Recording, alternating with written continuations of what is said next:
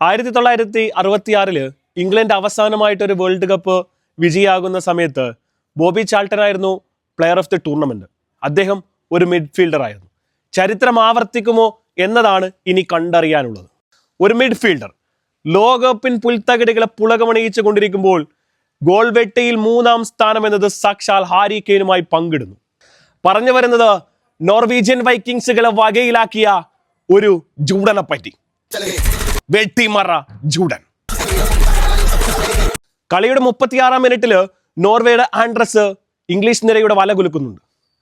തുടർന്ന് ആദ്യ പകുതി തീരുന്നതിന് മുൻപേ തന്നെ ജൂഡ് നോർവേയുടെ പകരമായിട്ട് വല നല്ല രീതിയിൽ ഒന്ന് കുലുക്കി. അതും കഴിഞ്ഞ് മത്സരത്തിന്റെ യഥാർത്ഥ സമയം കഴിഞ്ഞ് എക്സ്ട്രാ മിനിറ്റിൽ 3-ാം മിനിറ്റ് അടുക്കുമ്പോൾ ജൂഡ് പിന്നെയും ഒരു വല കുലുക്കൽ അങ്ങ് കുലുക്കി.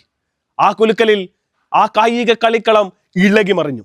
ശബ്ദമുഖരിതമാകുന്ന സുന്ദരമാകുന്ന നിമിഷങ്ങൾ സമ്മാനിച്ച ഒരൊറ്റ പോരാളിയാൽ ആ ലോകകപ്പിന്റെ അടുത്ത സ്റ്റേജിലേക്ക് കടക്കാൻ ഇംഗ്ലണ്ട് നിരക്ക് സാധിച്ചു. ജൂഡ് ബെല്ലിംഗ്ഹാമിന്റെ ഇരട്ടപ്രഹരത്തിൽ നോർവീജിയൻ പട പതറിയ നേരം. കായിക കളിക്കളത്തിൽ ഒരു മിഡ്ഫീൽഡർ ആടി തീർത്തപ്പോൾ കണ്ടത് 6-ാം തമ്പുരാനായിട്ട് അരങ്ങ് വാഴുന്നതാണ്. 6 ഗോളുകൾ നേടി അവൻ നിലവിൽ ഗോൾ വെട്ടയിൽ 3-ാം സ്ഥാനത്ത് നിൽക്കുകയാണ്.